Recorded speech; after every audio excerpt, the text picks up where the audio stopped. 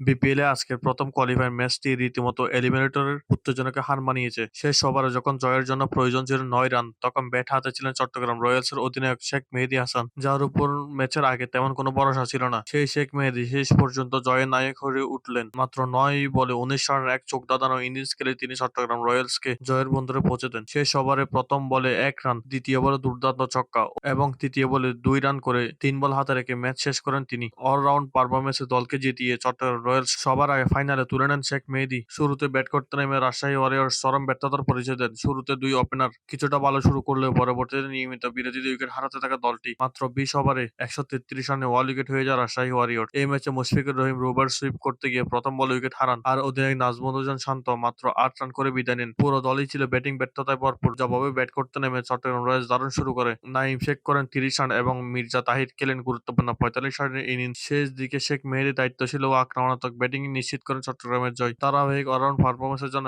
Match সেরার পুরস্কার পান শেখ মেহেদী হাসান।